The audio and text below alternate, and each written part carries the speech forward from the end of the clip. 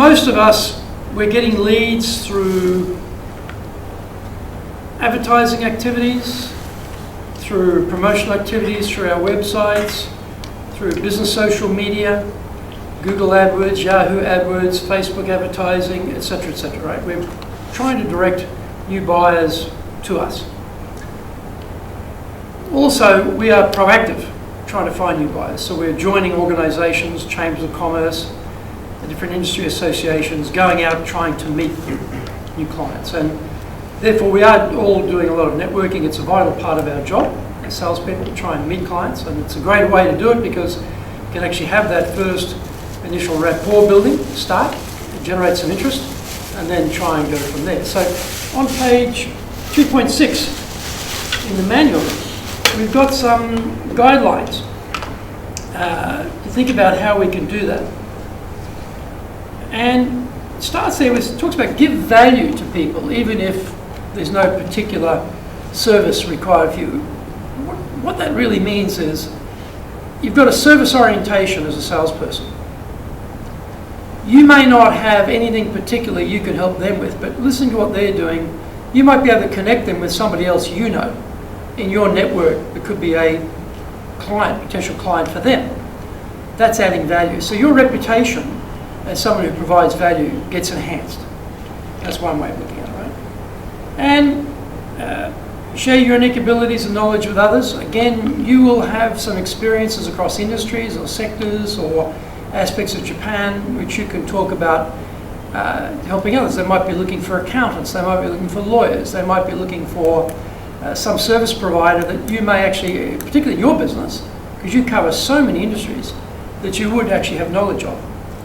Be approachable. Now, be approachable sounds sort of common sense, but sometimes people at networking events don't seem to realise they're networking events, and they're actually not very approachable and a bit standoffish. It always amazes me when I go to some events, people are not approachable. So you should be the opposite, of course, because you're in sales. And don't sit together at the same table. Spread out, meet new people. Be prepared to walk up to people you don't know and say hi. And for a lot of people, that's difficult. They don't know how to walk up to people and say hi. I'm going to practice this in a moment. And follow up on commitments. If you say you're going to follow up, then follow up. But the trouble is you go to a lot of events, you get the cards, you forget who was what. Do you guys ever write on the cards? Do you ever make a little notation on people's cards to help you remember what it was about? I used to do A, B, and C on the back, just real quick, but I've been... Well, A, B, C means what? For me, in a networking class that I've gone to in the past, just said, you know, A is a really hot prospect, someone you want to follow up with immediately. So B would be yep. one of those either potential or a connector, you Right. know, Yep. kind of a warm lead, I guess. And C would be just don't waste your time. Just, Right. You know, not much value. And you being cautious about not doing that. I've been told in Japan to write on someone's business card In front of them. in front of them. Okay. You can write on it, but don't write on the card in front of them. So when you get, when you Let them collect, see, write a C on there. well, you're collecting a lot of cards, right? And then you sit down at the event, pull out your cards, and you go through A, B, C, or whatever. I try and write the date Yeah. and where I met them, because my diary will tell me I was at an American Chamber function on this date. I go to my diary, it'll tell me, oh, that was at this hotel or TAC or whatever it was, what it was about. Right, so I've got the detail. I don't need it on the card. I'm not a very good artist. Some people actually draw a little face of the person. I've seen that. They're pretty good. They can see the face and do a quick what the face looked like. I'm not that good. But I'll write something on the card like follow up. Here's someone I should follow up with, and then I try within a couple of days to do that, right, as an idea. And third, personal thank you notes. I mean, it depends, I guess, on the conversation. Physical notes are very, very powerful. Emails are still very, very good. Again, you connect people together, introducing influential people together. So, have you met Suzuki-san, or have you met Tanaka-san over here?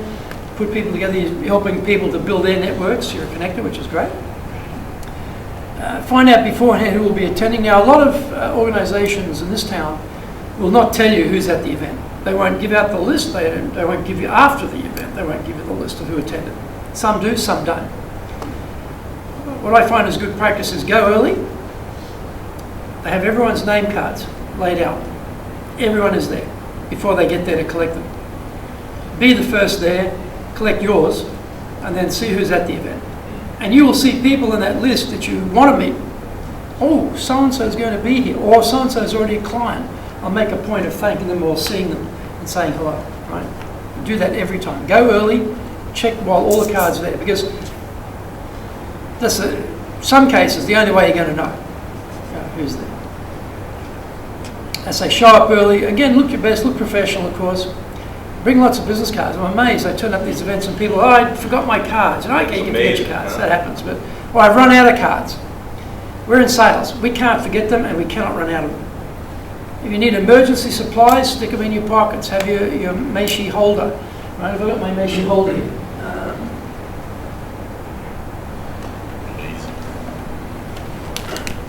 You look at this.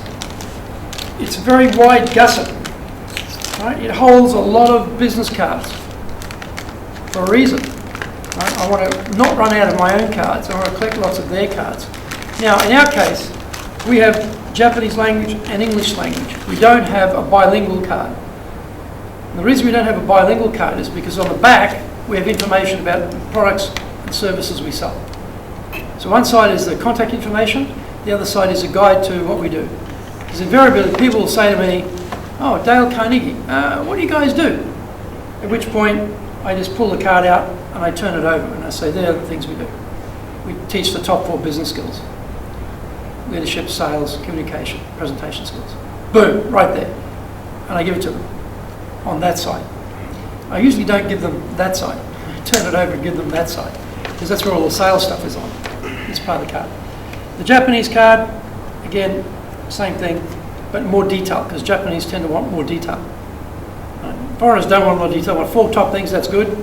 Japanese don't want a bunch of short details, want long details. So we have 2 different cards, but that means I need to carry 2 sets of cards, which I do. If it's going to be a big event, I'll have in my pockets, I'll have additional cards, backup cards. Or if I've got a bag somewhere, I'll have them in the bag, go and replenish. So, I see people, they come to events with these very stylish little metal, sort of holds about 5 cards type of card holder. Obviously never in sales, that's not how we're going to be. We're going to be different. So bring lots of them. And extend, target your customers. You know who's coming, look for them. If you don't, then look for the names that are out there and try and see them. I saw a client the other day at an event, hadn't seen him for a while. He's got 2 people on my course, Dale Carnegie course, as a trial. And I'd sent him a note the other day. I said, have you noticed any changes, how these guys are going? This guy won a prize, this guy did this guy's missed a couple of classes, And just followed up a little bit, and I saw him and he said, these are the first 2 guys, next 2 guys are coming. I'm going to send him in 2s. Well, that was great. Great news to hear that. Oh, that's brilliant. Well, here we go. So, helps. Now, don't drink or eat, etc. while you're mingling. That's right. We're not there to eat. If it's a stand-up event or rishoku, they call it, standing event, where you've got all the food sort of on the sides, and the speeches are finished, and people are then mingling and networking, and then some are eating, you shouldn't be one of them. Your job, not to eat. Your job, not to drink. Your job is to find people, exchange cards, talk to them, get to know them, understand there's a business opportunity here, and move on and find the next one. So you don't use up all your time on one person. You have a reasonable discussion with that person, and then you go and find the next one. At the end, eat, but not during. That's not your job. Your job is to meet as many people as possible in that period of time. The American Chamber Shinenkai, the New Year's party, it's a big event, a couple hundred people. It's hard to work that room. You've got no time to eat. Your job, get out there and talk to people. And don't waste time with non-buyers. If you discover that they're actually not someone who's capable of buying, then be pleasant, but be brief. Move on. Find someone who can buy. I had as a question for you. I find this is somewhat difficult for me.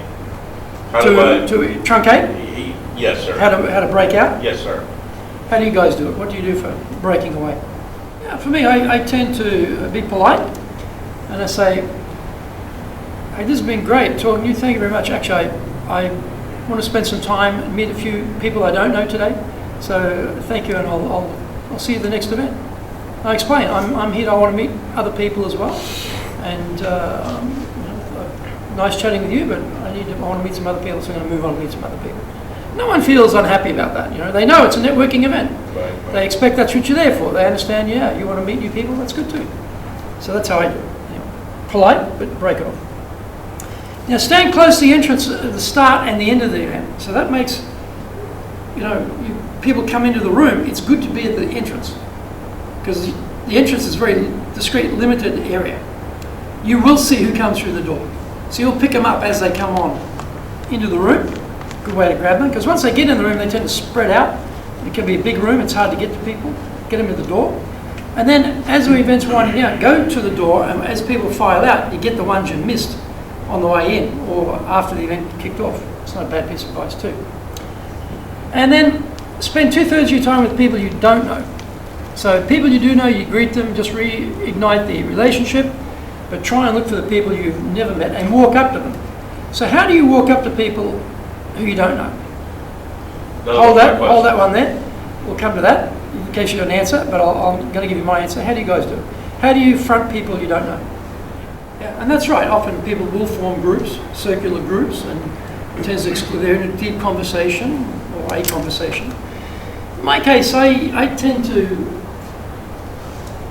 have my méchier, my card holder with me, and I tend to do things. It doesn't matter if they're in a group circle or not, or individually.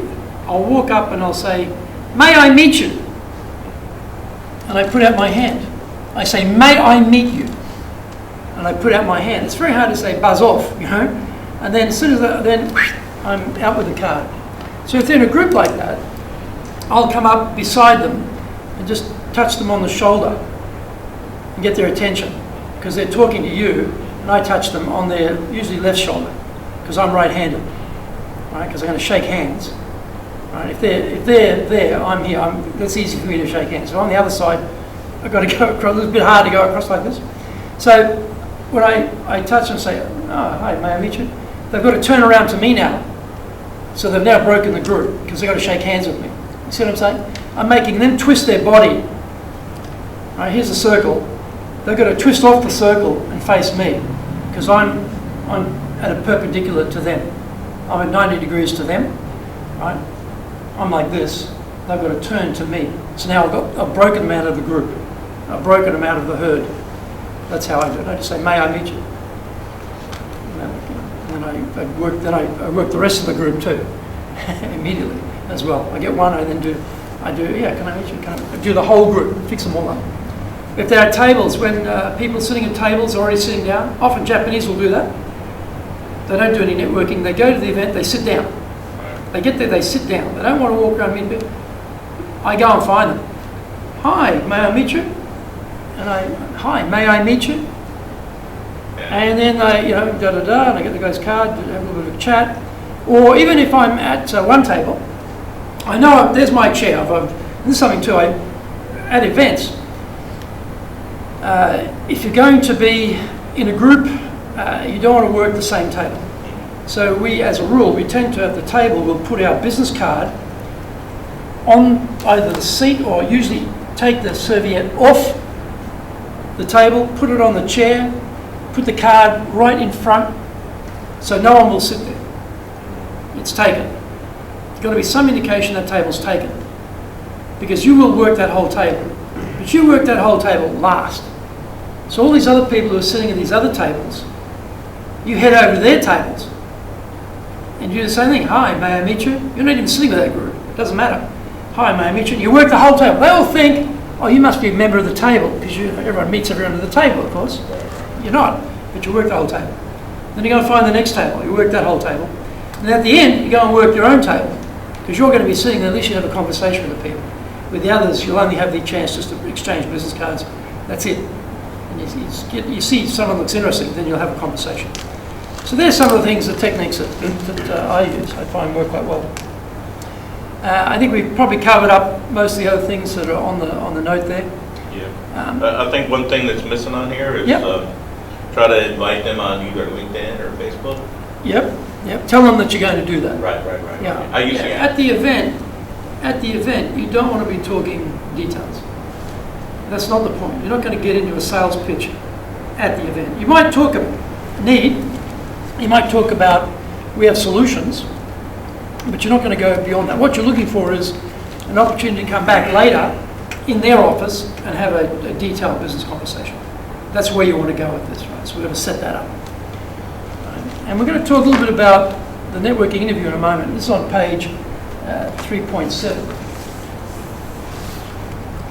Networking interview. So this is an idea about how to have a conversation. Now, some people don't know how to do small talk. They just don't know how to do small talk. They don't know how to get a conversation going. They don't know how to warm the person up. But this is a guide. So the first part there, the symbol, is name tag, right? So, hi, Greg Story, pleasure to meet you. What's your name again? And sometimes I'll look at their badge, because the badge is usually on their left side, and so it's hard to read, right? It's usually hard to read. And so, I say, and you are, Suzixon, hi. I make that point. I physically look at their name tag. Suzixon, Greg Story, right? So I get the name thing knocked off, and smiling, being friendly, smile. So we go for the name, smile. Now briefcase, as you see here, briefcase is talking about work. What do you do? Who do you work for? What are you doing here? So you're trying to get some idea of what industry they're in, what business they're in. And then the ticket there is basically, why are you here today? What brought you to this? What was about this event that attracted you? Or it could be why are you in Japan too? Why are you in Japan, or why are you at this event? It could be either. How long have you been in Japan? Why are you here? Something like that part of it. And then the next one is the barrier, the roadblock, which is you're looking for. So how are things going in your industry? How are things going for your company? I find Japan very challenging. How do you find doing business here? So you're starting to dig for problems. You're starting to dig for trouble. And then the trophy, which is symbolic here of a success. And you might talk about, we've recently been very fortunate to be able to help some clients out of some really tricky positions they got themselves into and fix some of their problems. So you talk about 8 clients, just very briefly, very, very briefly. Then you might say, maybe we could do the same for you. I don't know. But let's get together and find out. So you're going through this process to try to get to, maybe I can help you. I'll get in contact with you and set it up. And then you move on to the next person. So you got the idea how it works? So let's try it. Maybe just close your books for a minute.